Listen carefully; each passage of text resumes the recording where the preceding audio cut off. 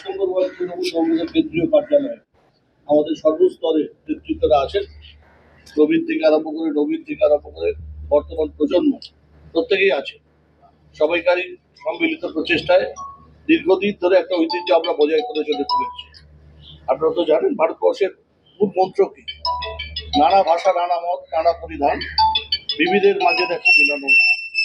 এই মহামিলনের জায়গায় সব ধর্ম, সব বর্ণের মানুষের একত্রিত সমন্বয় ভারতবর্ষ তৈরি হয়েছে। ভারতবর্ষ কোনো একটা জাতি বা কোনো একটা ধর্মের মানুষের জন্য তৈরি হয়নি। তাই ভারতবর্ষের সেই অখণ্ডতা বজায় রাখার লড়াই আজকে আমাদের সামনে এসেছে। যে কোনো শর্তে ভারতবর্ষের অখণ্ডতা বজায় রাখতে হবে। আমাদের যে সমস্ত প্রয়াসী নেতারা ছিলেন, প্রায়ত নেতারা ছিলেন, তারা ভারতবর্ষের সবচেয়ে বেশি জোর দিয়েছিলেন ভারতবর্ষের অখণ্ডতা এবং ভারতবর্ষের উন্নয়ন। শুধু বিদেশি রাজ্যে ঘুরলেই ভারতবর্ষের উন্নয়ন হয় না। আজ ভারতবর্ষ তার নিজের বলে বিশ্বের মধ্যে সর্বপ্রথম চাঁদে যে চন্দ্রযান পাঠিয়েছে, সেই চন্দ্রযান চাঁদের পিছন দিকে নামবে। এতদিন পর্যন্ত চাঁদের সামনে সমস্ত চন্দ্রযান নেমেছে। ফলে বুঝতে পারছেন যে কোনো জায়গায় ভারতবর্ষের যারা নাগরিক বা ভারতবর্ষের যারা প্রথিতযশা মানুষ পিছিয়ে নেই, সেই মানুষদের বিভাজনের রাজনীতিতে যারা আনতে চাইছে তাদেরকে আমাদের বঞ্চিত করতে হবে, তাদেরকে প্রতিহত করতে হবে সর্বস্তরের মানুষের সংগঠিত করে, যা আমাদের মাননীয় নেত্রী মমতা বন্দ্যোপাধ্যায় করছে। আসুন আজকের দিনে আমরা শপথ নিই যে আজকের এই ভারতবর্ষ অখণ্ডিত ভারতবর্ষ রাখার যে কর্মসংস্থান যে পদ্ধতি, সেই পদ্ধতি আমরা বজায় রাখবো।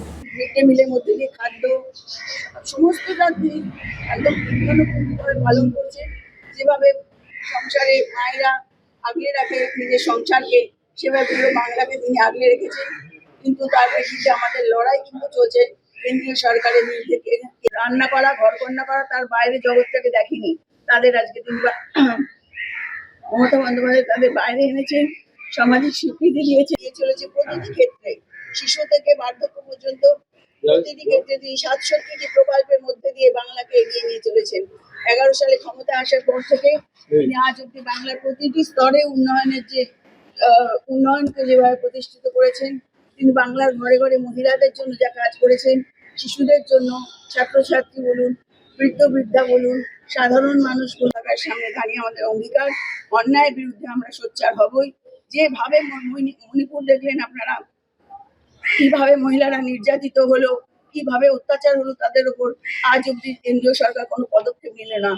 7013টি FIR জমা পড়েছিল যখন তিনি জানতে পারলেন, তার মধ্যে 7জনকে মাত্র ধরেছে, তারও কিন্তু কোনো বিচার হয়নি।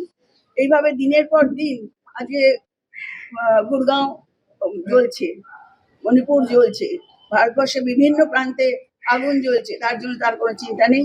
তিনি বিদেশ ভ্রমণ করছেন, বিদেশে গিয়ে হাত মেলাচ্ছেন, ছবি তুলছেন, ড্রেস বদলাচ্ছেন 4 বার করে। এই হয়েছে আমাদের প্রধানমন্ত্রীর দৃশ্য। তো এই অবস্থা, ভারতবর্ষ নিয়ে মাথা ঘামাবার দরকার নেই।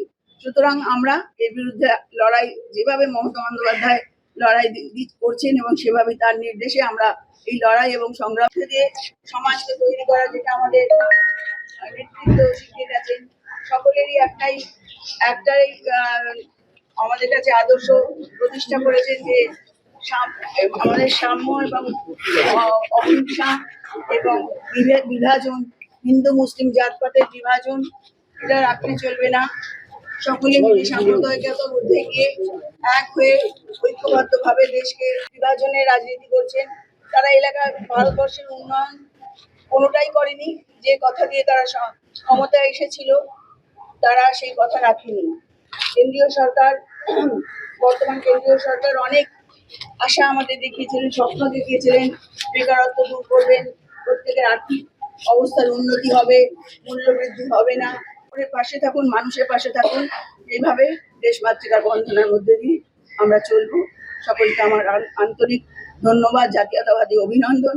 বন্দে মাতরম, ভারত মাতা কি জয়।